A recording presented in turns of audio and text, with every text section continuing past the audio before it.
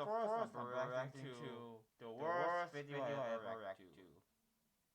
History of France documentary. It's by a YouTube channel called Fire Burning, the one who made the history of Prussia video, but reacting to history of France. I don't know if I could take it, so let's watch it. Ooh, I got the subtitles. I don't want to read French. The word impossible is not French. France, a nation of monumental achievements, some of which are rivaled by none. For much of its history, spanning well over 1,000 years, France was a dominant player of European history, and indeed in many ages, the dominant player. It was the home of many great empires. The Empire of Charlemagne, which laid the foundation for much of modern Western Europe. The colonial empire of the Bourbons, which spread French language, culture, and rule across the seas. And the empire of Napoleon, which was inches away from total domination of the European continent and beyond just a little over 200 years ago. France is also the home of a number of major intellectual, technological, philosophical, cultural, and political achievements as well. Many aspects of the modern world have their birthplace in France, and today, France remains a powerful and influential nation. Hello and welcome to Fire of Learning. I'm Justin, and today I would like to thank you all for joining us as we now add France to the list of nations and peoples whose history we have fully covered in our documentary series. Alors, mesdames et messieurs, allons-y.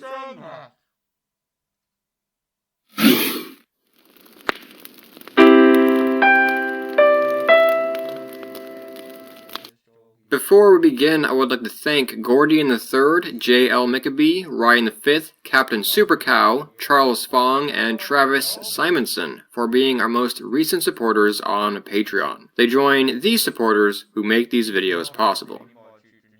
Europe, the 5th century AD.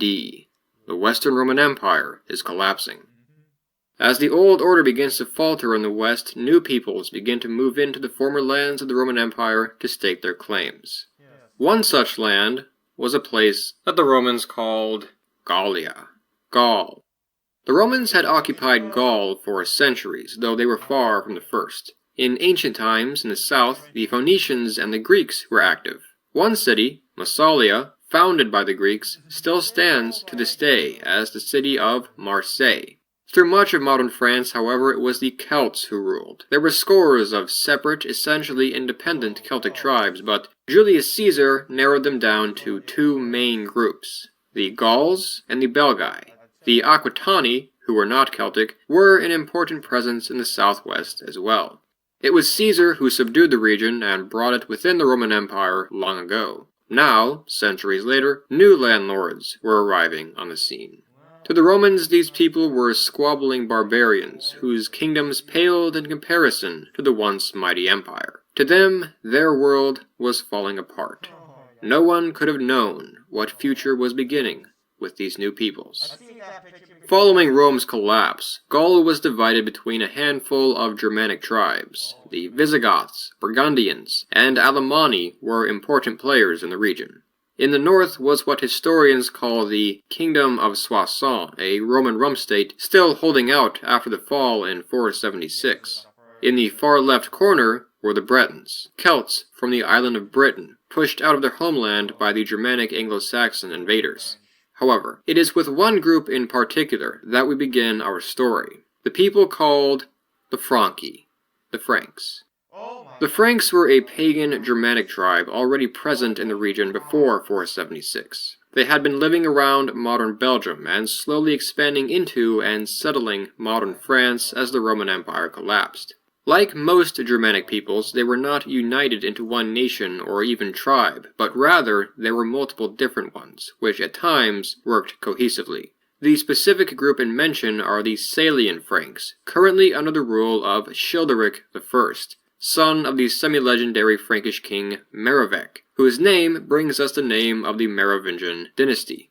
Though Germanic barbarians, these rulers were not necessarily always enemies of Rome, but in certain circumstances, allies. It is quite likely that Merovech fought on the side of Rome at the Battle of the Catalonian Plains against Attila and the Huns, as the Romans relied more and more on barbarian allies toward the end of the West. Whether or not Merovech was a descendant of a Germanic sea god, well, I leave that question up to the viewer. King Childeric would only live for a few more years, but his son, bold and ambitious, had a long and eventful future ahead of him. He was named Chlodovig, though we refer to him as Clovis. Clovis became the king of the Salian Franks in 481 AD. He was only 15, though this was old enough in the eyes of his people to lead.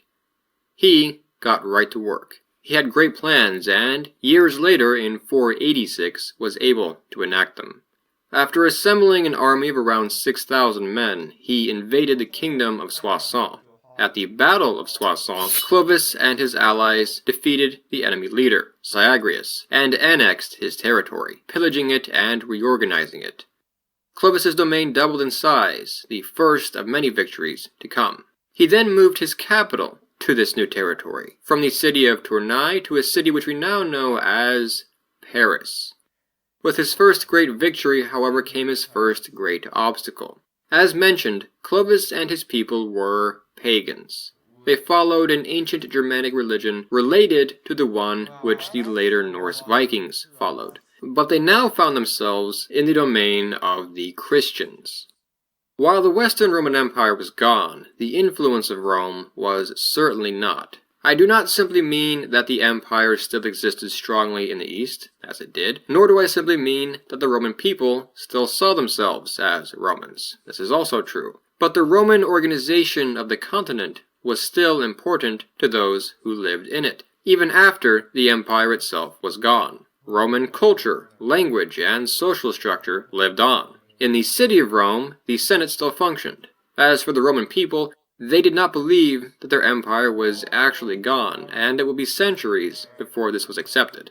Furthermore, the Roman religion, and the Catholic Church which mandated it, was not to be trifled with, and Clovis would attempt to maintain positive relations with them. His first step was to take a Catholic wife, Clotilda. With his power base in the Roman land secure, Clovis was able to bolster his ranks and better challenge his neighbors. One of his primary goals was unification with the other Frankish groups. He sought to bring them under one banner, his.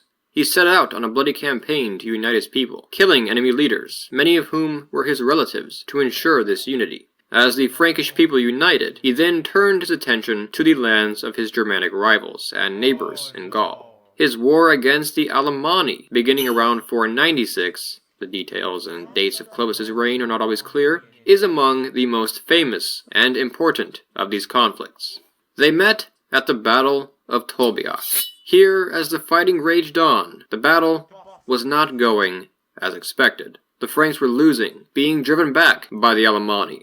According to the historical sources, namely Gregory of Tours, it was here where, out of desperation, Clovis turned not to his pagan gods, but to the god of his wife, the Christian god, praying to him for assistance. As he did so, the battle turned, and the Franks won the day. Now, to those of you who have seen my Rome and Byzantium documentaries, this may sound familiar. A very similar thing happened to the Emperor Constantine at the Battle of the Milvian Bridge in 312 AD. The Battle of Tolbiac had a significant impact on Clovis. He would take interest in this new god, and indeed would come to be compared to Constantine. Clovis would go on to defeat his other neighbors in battle, most notably the Visigoths. He undertook his campaign against them in 507 to liberate the Romans from the Arians, who ruled over them, and prevented raiding to ensure that this remained a war of liberation. In 507, he met them at the Battle of Vouillers, driving them out of Gaul and obtaining much of Aquitaine. For his successes, military, religious, and legal, he was celebrated across Christendom, and even received a title of some sort, again it is not known exactly what, from the Byzantine Emperor Anastasius.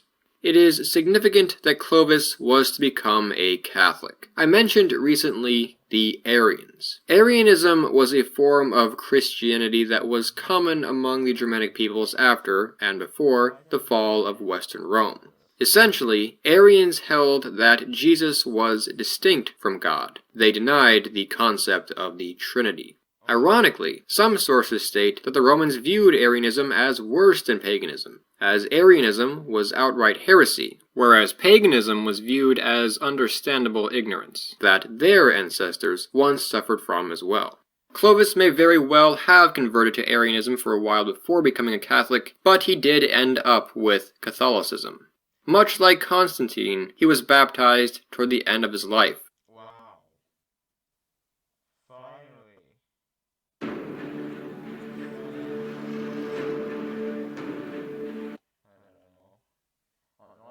Of his life on Christmas Day in 508. With this baptism, historians say, the French monarchy was born.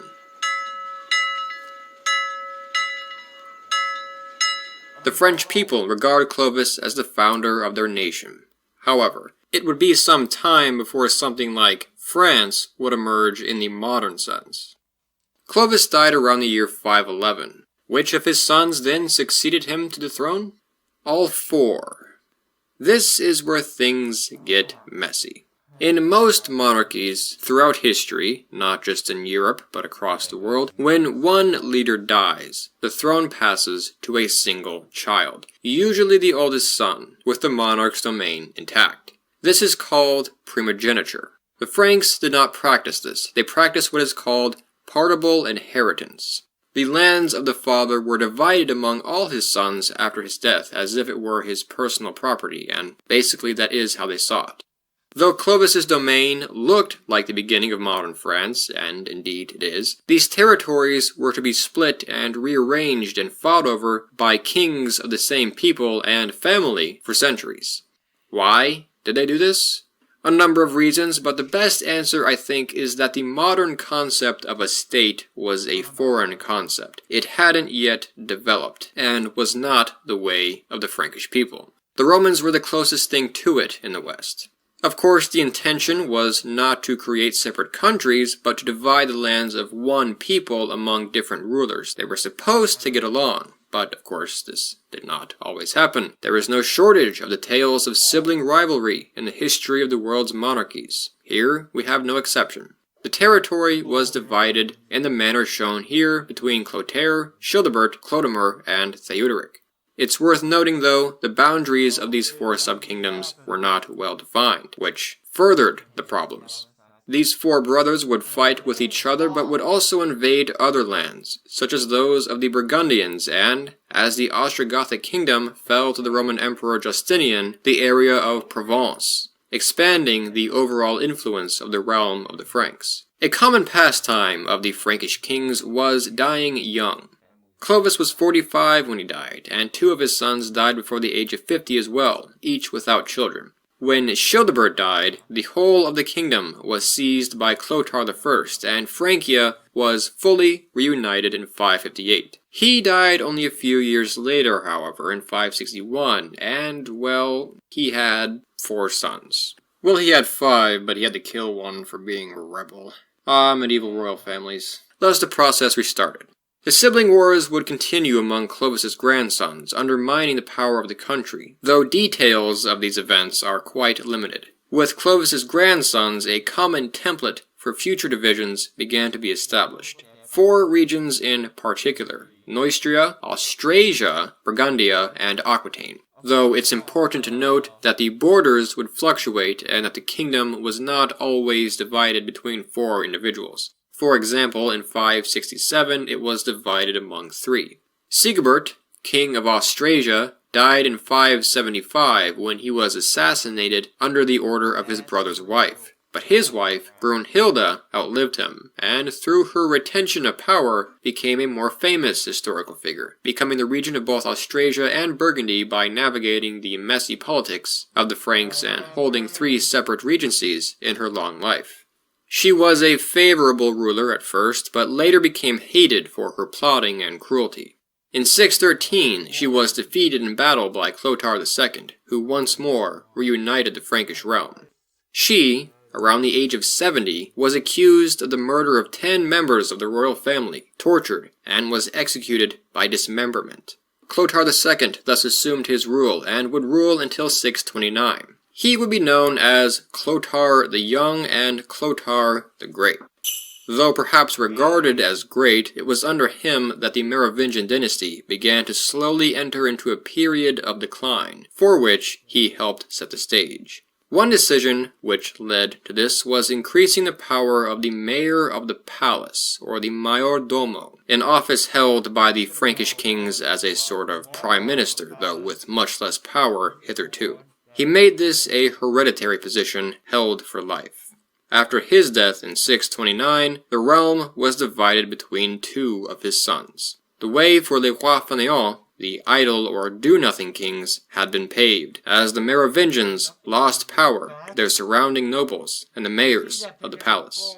In 639, this change was certainly more pronounced as the realm was further divided following the death of Dagobert I. In 680, Pepin of Herstal became the mayordomo of Austrasia. Pepin went to war against and defeated the forces of Neustria and Burgundy at the Battle of Tertry, and in the subsequent peace treaty, forced the mayordomos of both kingdoms to resign. He hence became the mayor of all three areas in 687.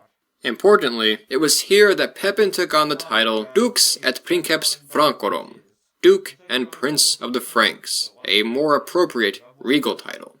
He held this position until his death in 714, in which time he expanded the power of the Franks further, notably by pushing into Germany. The Merovingians were becoming puppet kings, and Pepin's dynasty of mayors of the palace, what would become the Carolingians, were on their way up. In 714, Pepin died. A civil war erupted afterward over power among the Franks, but by 718, Pepin's son Charles became the new mayordomo. Apart from consistent wars with the Germans of the East, the majority of the problems that the Franks faced over the years was with each other. They did not, however, exist in a vacuum. Other forces were at work throughout the world, and a great new empire would soon be on the doorstep of the Frankish realm. Charles would spend much of his career fighting and conquering the peoples of modern Germany and fighting more internal civil wars, but he is best remembered for the fact that he would have to make a stand against this more powerful new empire. And the outcome of the stand would spell the future of not only France, but indeed nearly all of Europe. Furthermore, it would earn him the name Martel. In the 7th century, in the Middle East, a new power arose that challenged the traditional powers of Rome and Persia, the Islamic caliphates. With unstoppable determination and religious zeal, they expanded rapidly, building an empire stretching from the borders of India into Spain, toppling the kingdom of the Visigoths and forging one of the largest empires in world history. Now, the Islamic conquerors were on the doorstep of the Frankish homeland. In 718, they began expanding into Frankish territory. In 721, they were met at the Battle of Toulouse by the ruler of Aquitaine, which was semi-independent at this time, Duke Odo the Great, so named as he was the first to defeat the advancing Muslims in Europe here. They were crushed and forced to retreat, but only temporarily. They continued raiding, and in 732, Abdul Rahman al-Ghafiqi, a new commander of the Islamic forces, set out to continue the conquest of Europe by seizing Gaul. Odo the Great was unable to repel them this time, and they began marching forward. The Frankish army under Charles moved from the east to meet them. Odo was not exactly Charles's ally. He had resisted his rule and even fought against him, but they were Franks with a mutual enemy, and so he pledged his allegiance to Charles. The two armies met near the city of Tours. Abdul Rahman was confident of victory. The European kingdoms were weak and squabbled amongst themselves. If they had taken down both Eastern Rome and Persia, this should be a simple matter.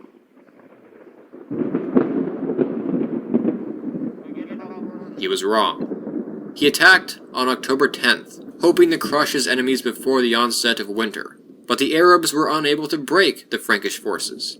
It was a decisive defeat for them. The Franks lost around 1,000 men. The Umayyads lost over 10 times this, including Abdul Rahman himself. The Muslims were forced to fall back into Iberia. Never again would their armies attempt to conquer France. Charles was revered across Christendom as a savior.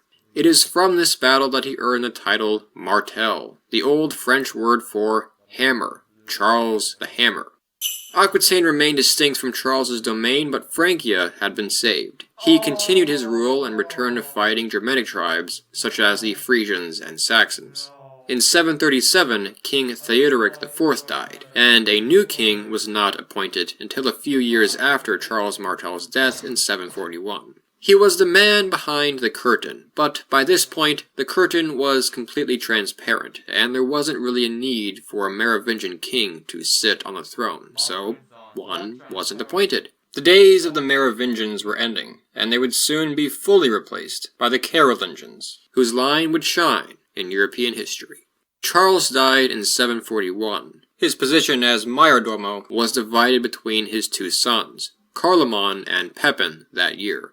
Childeric III was made the Merovingian puppet king in 743. In 747, Carloman resigned to pursue the life of a monk, a choice which seems to have been voluntary. This left Pepin, known as Pepin the Short, in control of the Frankish kingdom.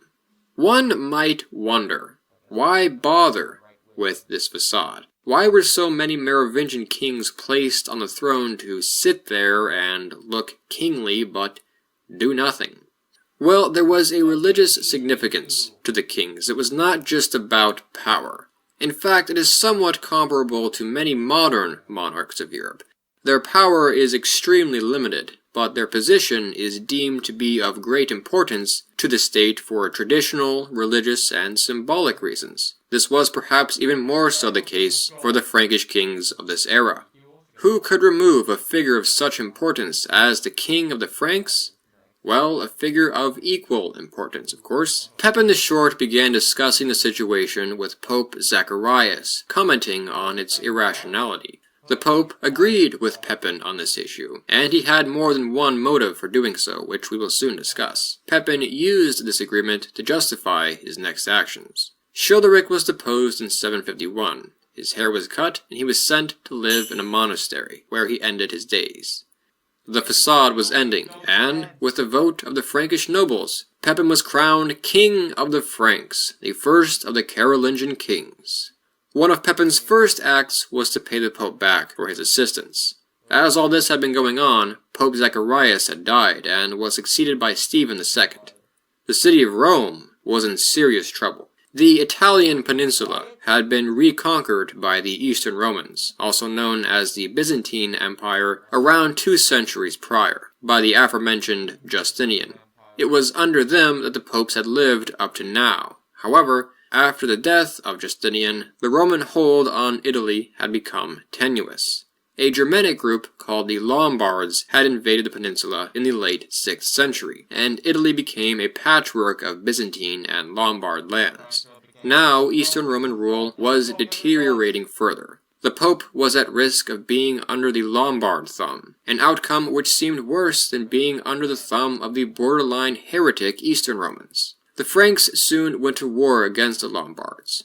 Pepin defeated them, and the Lombard king Aistulf was forced to make concessions to the Franks and to the Church. It is from this that, in 756, Pepin was able to make a donation, often called the Donation of Pepin, to the Church, which would have a profound impact on history and, though much reduced, lasts to this very day.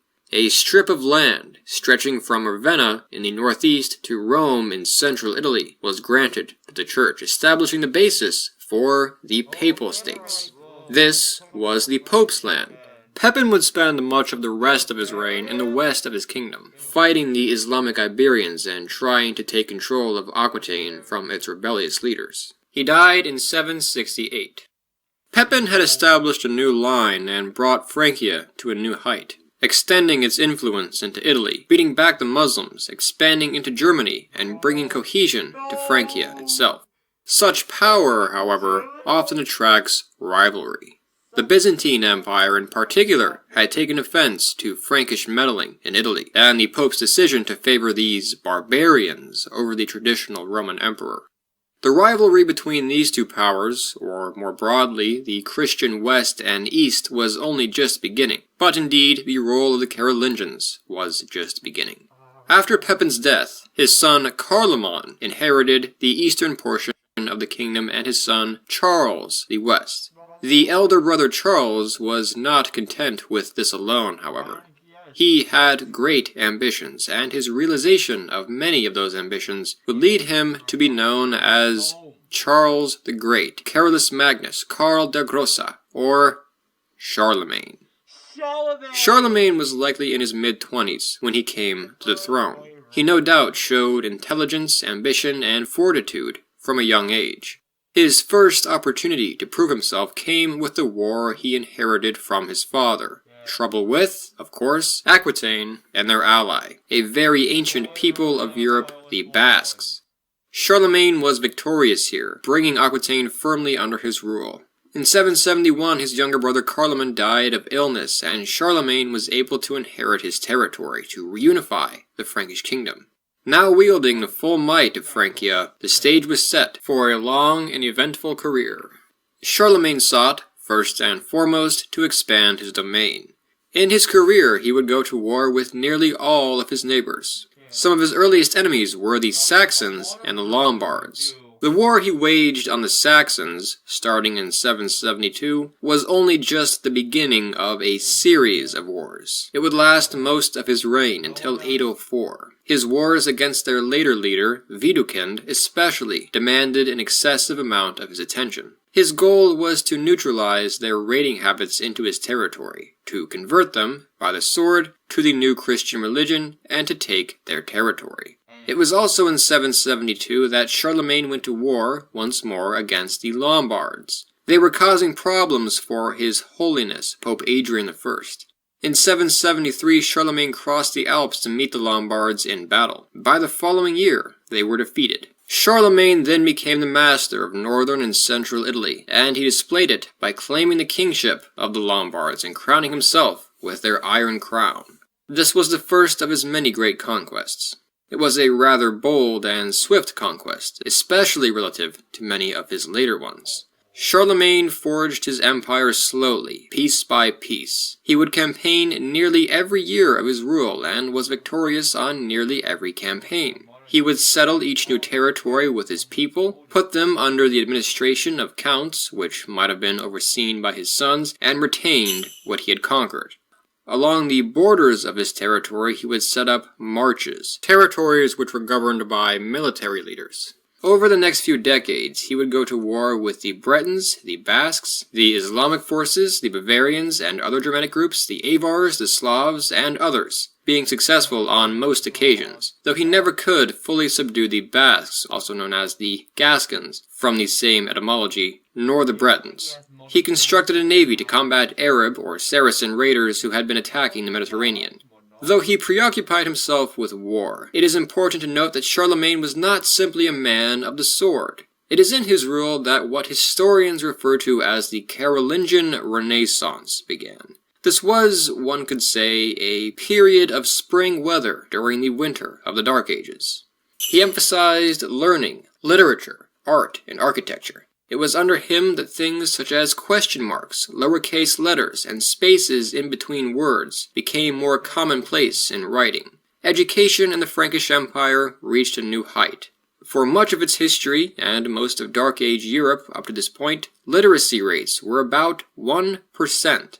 Most kings couldn't even write. It isn't clear whether or not Charlemagne was literate, but he certainly tried. Historians often note that many classical works were likely preserved solely because Charlemagne orchestrated their preservation.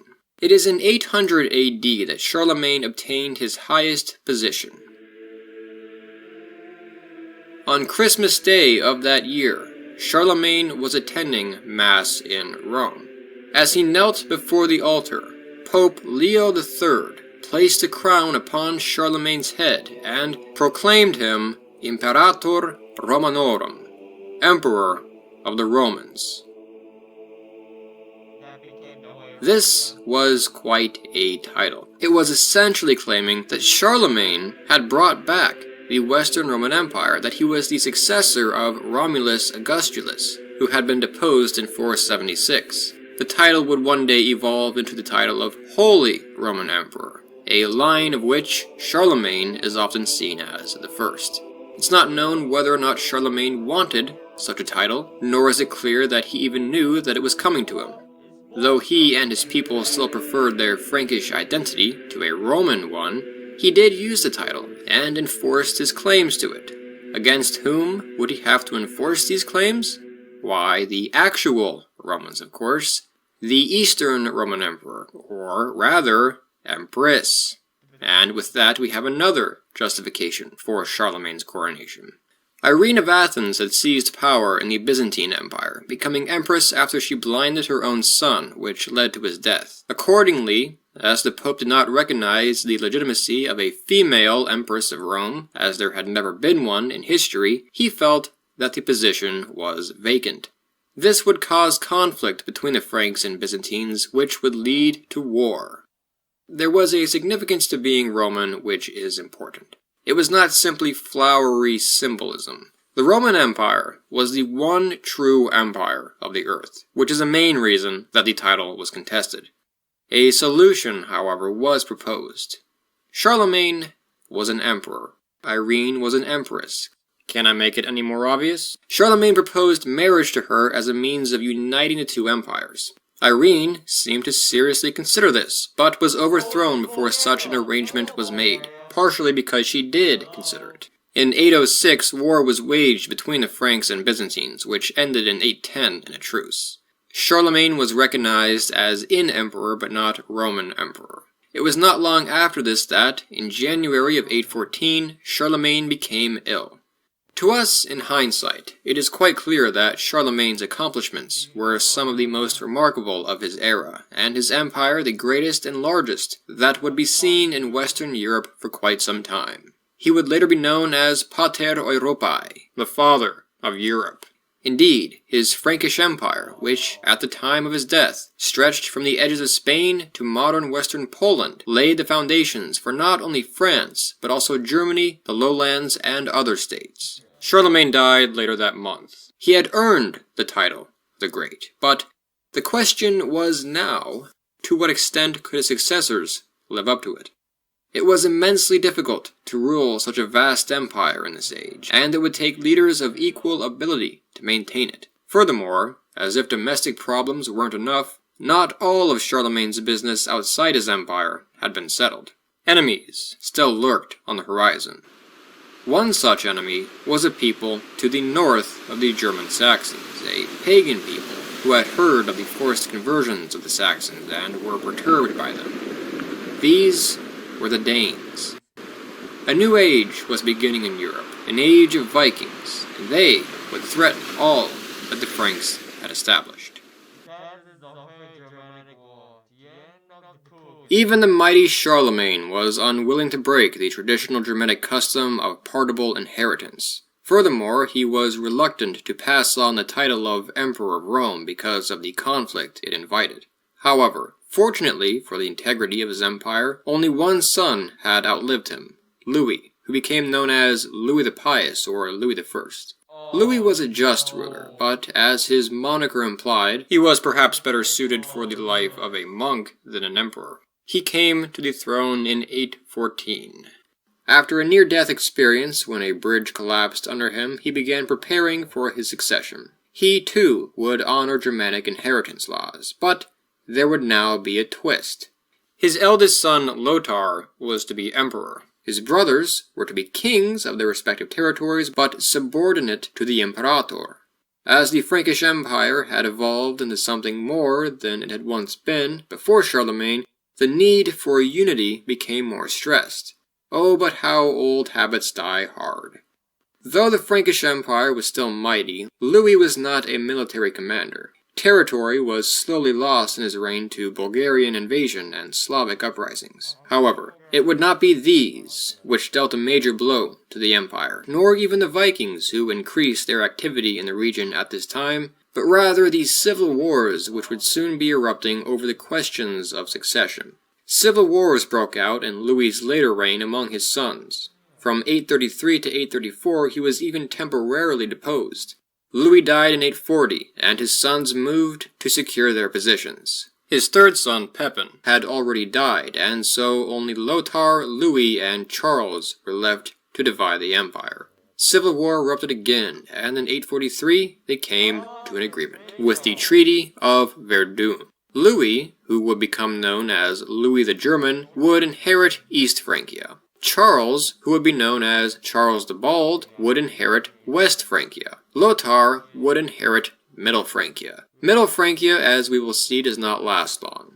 It was basically a geographically implausible country, a thin borderland separated by the Alps. However, East Francia would lay the foundation for the future Holy Roman Empire, or Germany. In West Francia, the foundations for the Kingdom of France were made.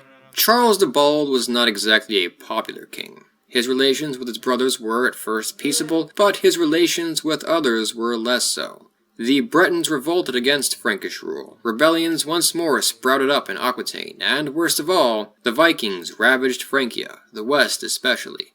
By navigating Europe's waterways, these pagan warrior raiders pounced on the fractured empire with a terrible fury. In 845, a Viking leader recorded as Regin Heris, or Ragnar Lothbrok, sailed up the River Seine, laid siege to, and sacked the city of Paris in the spring. The Norse terrified the Frankish people. They sacrificed over 100 of them to their god Odin during the siege. Charles was forced to pay them off.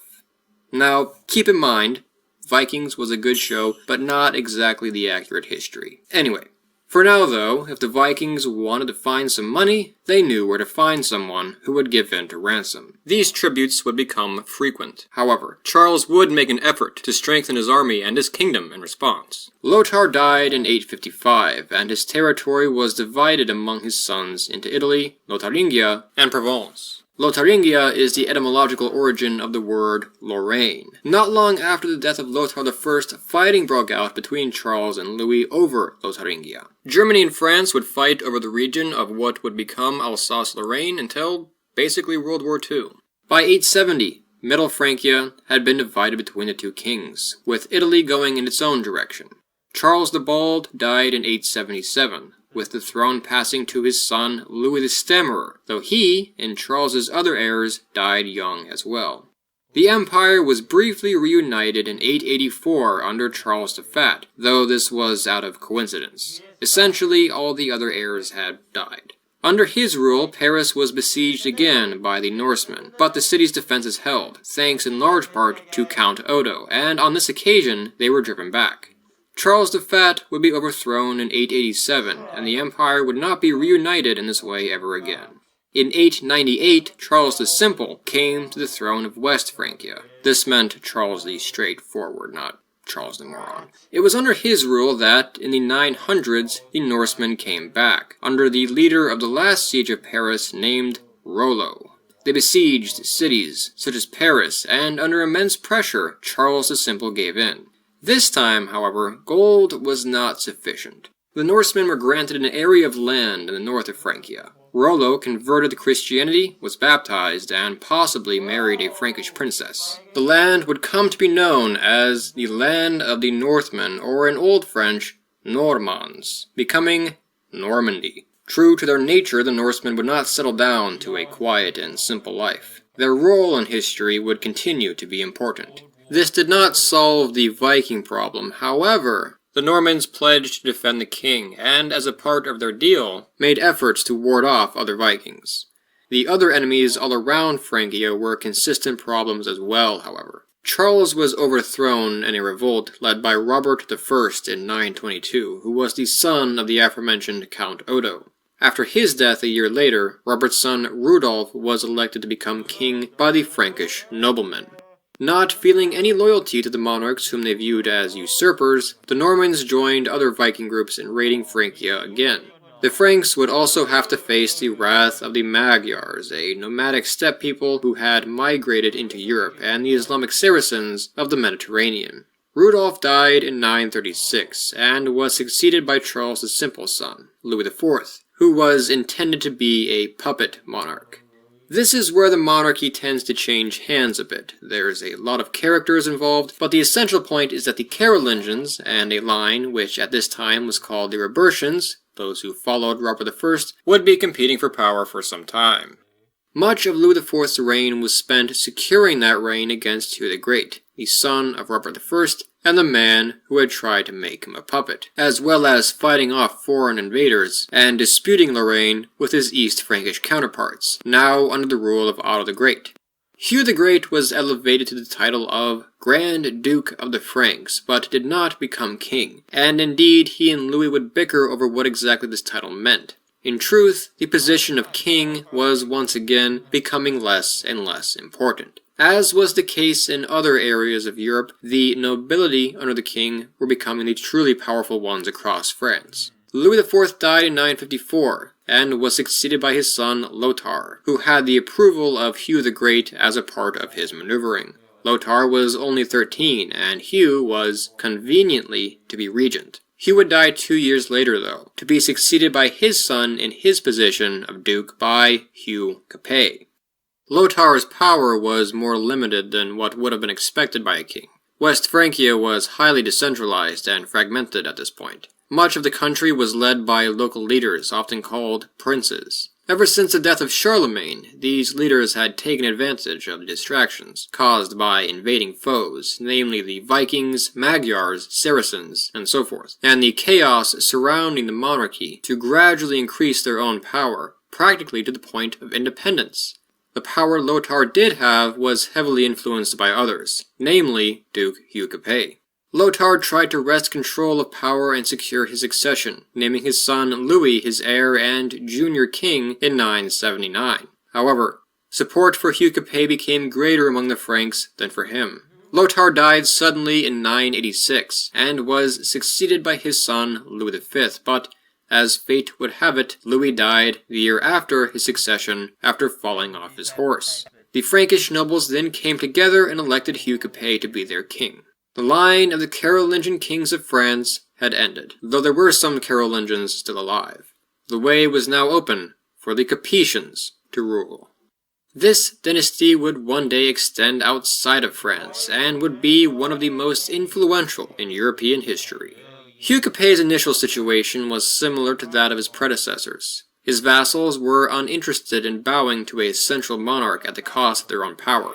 Accordingly, his direct domain was limited to just this area around Paris, known as the Ile-de-France, and some other scattered territories, shown here.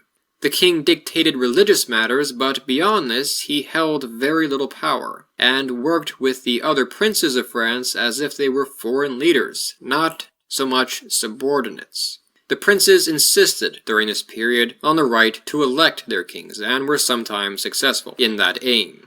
Modern French had certainly not yet developed, and many different languages were spoken across France. There wasn't a single currency either. Most regions used their own. Furthermore, the authority of these local princes was also challenged by their subordinates as well, making the issue of decentralization even worse. Hugh Capet would fail to a large extent to wield power over his vassals. The process of centralizing the monarchy would take centuries. However, his line had been established, and from its power base in Paris, it would, one day, be achieved. His son Robert followed him to the throne in 996.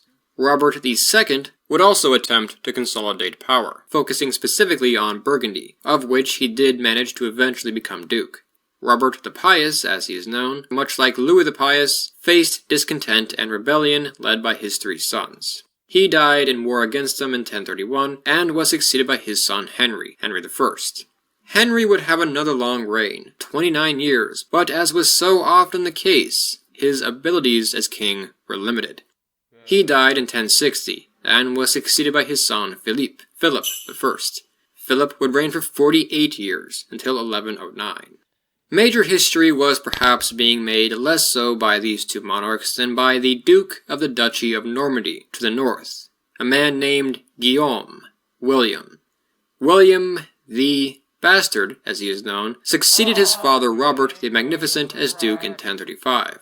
As he was only a child, he had to contend for his position with rivals, though he had gained the support of the King Henry I in these battles and came out victorious. As William's power grew, Henry I would later be threatened by it, and would become hostile, though William would beat him back as well. In the early 1050s, William conquered the county of Maine, and later held influence across the whole north of modern France as an almost independent kingdom. Meanwhile, the King of England, Edward the Confessor, died in January of 1066. He had promised succession to multiple people in his life in order to win them over to his side, including William of Normandy. However, when he died, the Anglo-Saxon Harold Godwinson claimed the throne. This, to William, was not acceptable. Later that year, he invaded England and went to war with Harold. Harold was killed in the resulting Battle of Hastings between the two on October 14th of that year. William, who became William the Conqueror after this feat, was now both Duke of Normandy and King of England. This was the start of a new era not only for England but also for France. William holding two titles would be problematic. He was the Duke of Normandy, a nominal subject to the King of France, though he would continue to be at war with that king for some time, but also King of England, an independent country. This would help lock the messy politics of both kingdoms together for centuries. Accordingly, for the next few centuries, we will be looking a bit at events in England alongside those of France, as throughout the Middle Ages, they were very closely intertwined, if not essentially the same arena. William died in 1087, with the Norman presence in England secure with his successor. However, Normandy and England had been divided between his two sons. It was during the reign of King Philip I that the First Crusade was called. In fact, calls for it began in France, though it was outside of Philip's domain in the Duchy of Aquitaine. Philip himself was unable to join it, but a very large number of people in the First Crusade were Frenchmen. Philip died in 1108, and was succeeded by his son Louis, who became Louis VI, later known as Louis the Fighter, or more commonly, Louis the Fat. He reigned for 29 years, and would spend that time quarreling and fighting with his neighbors, namely the Anglo-Normans, as well as corrupt officials in his own territory who mistreated the peasantry and exploited them. Louis VI's significance, however, was that he was more successful than his predecessors. He was not a palace prince. This King of France was a respected warrior. His war with Anglo-Normandy was more famous. In 1106, the English King Henry I seized Normandy from his brother in combat. This reunited England and Normandy, but importantly, the perspective had changed. England was not the property of the Duke of Normandy, as it had once been, but now, rather, Normandy was the property of the King of England. Henry seized the French fortress of Gisors in 1108. The English and French met to negotiate the following year. Louis challenged Henry to single combat over their dispute, but Henry refused, and this led to war. They would fight on and off for much of their reigns. He would also have to contend with Henry's ally, Heinrich V of Germany, though Louis was able to draw support from much of France to repel them. Henry I of England's heir to the throne actually died in a drinking and sailing accident, and in order to secure succession, his daughter Matilda married Geoffrey Plantagenet, or Plantagenet, Count of Anjou, shown here in 1128, which again was semi-independent of the King of France. Henry died in 1135. Louis would die in 1137, but in his final year would seize a major opportunity. The Duke of Aquitaine had died, and sought to make Louis the protector of his heiress, his daughter. Louis's heir, who became Louis VII, married the daughter of the Duke of Aquitaine, named Eleanor, thus bringing the Duchy of Aquitaine under the rule of the king, though, and this is important, they were not joined. They were held in a personal union via this marriage, with Aquitaine being Eleanor's possession. Meanwhile, in England, the crown had been seized not by Geoffrey Plantagenet, but by Henry I's nephew, Stephen. This led to a civil war between them in England, in a period remembered as the Anarchy. Matilda died before it was really resolved, but her son Henry of Anjou followed in her footsteps to continue the war. In 1153, King Stephen and Henry came to an agreement. Henry would succeed Stephen to be King of England after his death, which he did the following year. Meanwhile, in France, Louis VII's marriage with Eleanor was strained by the difference in their personalities. Louis was reserved and highly religious. Even though he embarked on the Second Crusade in 1147, the much more lively Eleanor was bored by him, declaring she married a monk, not a king. The frustration grew when she was unable to pursue her desire to have children, likely because of Louis VII's piety, and was thus accused of barrenness.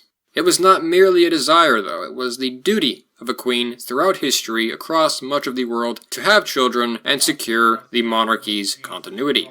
With the Second Crusade having drained the coffers of France and the kingdom in trouble without a male heir, the marriage between the two was annulled in 1152 on the basis that they were too closely related, although in truth they really weren't. This divorce provided Henry II, the soon-to-be King of England, with a fascinating opportunity. He could marry Eleanor of Aquitaine and, through this marriage, claim the Duchy of Aquitaine.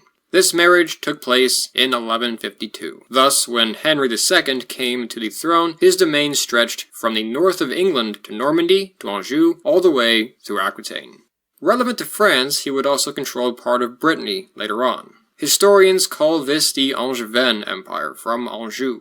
Eleanor had 5 sons by Henry. Louis remarried, but still had not sired a male heir, and Henry II placed his eyes on that situation as well. A few years later, Henry II proposed that his son with Eleanor, also named... What? You haven't played World of Warships yet?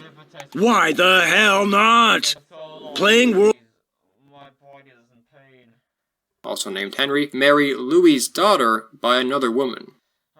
Marrying your daughter with your new wife to your ex-wife's son with her new husband. I say again, ah, medieval royal families. His ambitions here would fail, though, as Louis had a son by a third wife named Philip, who would become Philip II Augustus, or Philippe Auguste, after Louis died in 1180. Philip Augustus would be among one of France's greatest medieval kings. Philippe Auguste, aged only 15, began to build up his army and navy. Within a year of his coronation, he went to war against his neighbors, starting with the County of Flanders, and later, of course, Henry II and his Angevin Empire. His primary objective was to break the Angevin Empire apart. 9 years into his reign, Henry II died amid conflict with his sons over power in 1189, and was succeeded by his son Richard I the Lionheart. The rivalry between Philip Augustus and Henry's heir, Richard the Lionheart, was to continue, but their war was interrupted by the Third Crusade, which they both joined along with the Holy Roman Emperor Frederick Barbarossa, and so their dispute was limited to arrogant and spiteful remarks, for the time being, especially on the part of the Lionhearted. The Third Crusade was a partial success. Upon return, war between France and the Angevins resumed. As time progressed, more allies would join against the rising power of France, including the Holy Romans, now under Emperor Otto IV. Then, the conflict was shaken up in 1199, when Richard the Lionheart died unexpectedly while fighting against a rebellious vassal in his French territory. This brought the infamous John I to the throne of England. Peace was temporarily agreed to by John and Philip, but within a few years, the war was back on. King John handled the war poorly, and within a few years, Normandy, and much of the rest of the Angevin domain in France, was under Philip's rule. As the war progressed, fearing the rising power of France, with the Pope's blessing, many other states came to John's aid. On July 27, 1214, French forces met the Holy Roman and Allied forces at the Battle of Bouvines. The French had around 7,000 men, the Allies around 9,000. The French took the field, crushing their enemy. The Battle of Bouvines was a major turning point in European history. John was so weakened by the defeat that he faced insurrection at home by his barons, leading to the Magna Carta. The power of the French monarchy, meanwhile, had grown considerably. Philip's rule and influence spread across much of what is modern France, especially in the north and center of the region. France was becoming a more centralized kingdom. It didn't stop here, however. In the south of France, other events were taking place. A new religious order, possibly spread to France from the east by the Crusaders, had arisen in the Languedoc region over the course of the 12th century, Catharism. The Cathars were a heretical branch of Christians which held a number of uncommon beliefs which rejected the material world. By the 13th century, they had finally gotten on the Catholic Church's last nerve. The rulers of the region, struggling to maintain their own power while being surrounded by other major powers, were reluctant to challenge them on their own. A crusade was called against them in 1209 by Pope Innocent III, termed the Albigensian Crusade. crusade. Philip II was reluctant to participate, but of the 10,000 troops that gathered in Lyon for this European crusade, most were Frenchmen. When Pope Innocent III, however, died in 1216, Philip was designated to be its new leader. He instead delegated this task to his son, Louis, remembered as Louis le Lion, Louis the Lion. Ultimately, Philip's successors would reap the benefits of this crusade. Philip Augustus died in July of 1223. He had brought the Kingdom of France to a new height, and helped to turn it into a major power centered around the monarchy. He was succeeded by his aforementioned son, Louis VIII, who continued both the Albigensian Crusade and the war on the Angevins, though he died young, only having reigned for 3 years. He was followed by his son, Louis IX, aged only 12 at the time. His mother, Queen Blanche of Castile, would rule as regent in the meantime. The Albigensian Crusade ended briefly in 1229, but conflict and inquisition would continue on and off for another 20 years when new rebellions and resistances broke out. The Crusaders laid waste to the region. As many as 1 million people may have been killed. Following this, Catholicism went into hiding and slowly died out. What future a religion that discouraged reproduction really had anyway is unclear, but what is clear are the political ramifications of these events. As the Crusaders had been led by the French kings, the influence of the French monarchy now spread to the south of the country. Raymond VII, Count of Toulouse, who had resisted the Crusaders, agreed that upon his death, which occurred in 1249, the lands he ruled would be turned over to the Capetian house. Louis IX had begun his adult rule somewhere around the year 1234. Under him, the success of the Capetians in acquiring land would continue forward. In 1242, a major war came once again against England and its allied French subkingdoms, called the Cent Ans War. The English King Henry III, as was so common in this era, intended to press his rights to the lands of the Angevin Empire. In July of 1242, the Battle of Taillebourg was fought. It was another French victory, deciding the war and leading to a 5-year truce between England and France. Louis welcomed the peace treaty. The French and Angevins had been at war on and off for the better part of a century, and now there were other matters to attend to, namely those far east. Louis was an especially pious and just leader, and he felt that he had to crusade in the east for the benefit of the church. He would embark on 2 in his life, the 7th and 8th Crusades, and, as mentioned, had overseen the end of the Albigensian Crusades as well. He did not simply show his piety through war, however. He was known for his generosity to the poor. They often ate from the leftovers of his table. He created a fairer legal system in which he revived an old Roman concept that people are innocent before they are proven to be guilty. He built many hospitals and sick houses, and the Sainte-Chapelle in Paris. It is for his unusually pious behavior that he became the one and only Saint Louis, St. Louis, and today cities as far away as America bear his name. His warmth toward his own people, however, was met with coldness to the outgroup. He viewed Cathars, Jews, and Muslims as threats to the welfare of his people. Prostitution, gambling, and usury, which is the practice of loaning money with interest, were banned, and heretics were severely punished. The East, to which Louis IX crusaded, had been quite ruptured in recent decades, with the Christian sack of Constantinople decades earlier. Both of his crusades were failures. The 7th Crusade led to his capture, in which he was exchanged for a heavy ransom, and the 8th was a failure after disease hit the crusading camp, including Louis, leading to his death in 1270. He was followed by his son, Philip III, that year. Philip III did not live up to the example set by his father, though in his reign, territory, including the territory of Navarre in modern Spain, was won. He died in 1285 while fighting Aragon in Sicily from dysentery, the same disease which had taken his father. He was succeeded by his son, Philip IV, called Philip the Fair, so called for his handsomeness. In rule, he was not quite so fair, but rather fer, which is French for iron. He was le roi de fer, the Iron King. Indeed, he was rather unscrupulous, especially in comparison to his grandfather, waging war on England and Flanders, which led to the formation of the Auld Alliance with Scotland against England. These wars were marked with mixed results. There were crushing defeats, such as at the Battle of the Golden Spurs, but eventual gains as well. Another notable alliance was the one which was offered to him by the Mongols against their common Muslim foe. The Franco-Mongol alliance may be notable, but not much came from it. Philip IV, and therefore France, struggled with financial problems and debt for much of his rule, partially accrued by his father but also by his regular wars and lifestyle. Philip IV attempted to resolve these issues by briefly devaluing the French currency, by reducing its silver content. The currency lost 2/3 of its value, which ultimately hurt more than helped, leading to social unrest and its revaluation. Thus, he felt compelled to resort to harsher measures to solve his financial problems. In 1306, Philip expelled the Jews from France and took control of the silver mints which they owned. He argued with Pope Boniface VIII over the right to tax church lands, and would even place an embargo on the papacy over this issue. The Pope called together a council to consider deposing Philip IV, and in response, Philip IV called together a council to condemn the Pope. Philip's council is often regarded in French history as the beginning of les États Généraux, the Estates General, in 1302.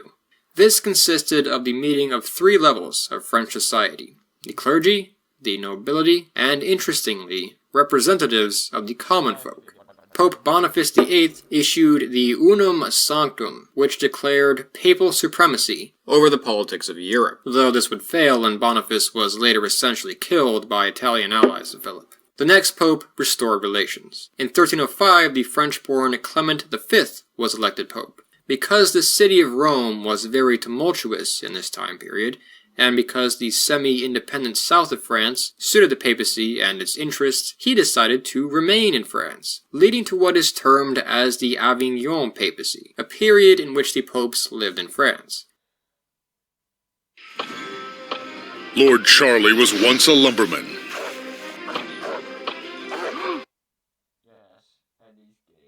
The popes lived in France. Eventually, in this period, the pope would later own the city. Philip's next target was a seemingly unlikely but indeed wealthy group, the Templar Knights.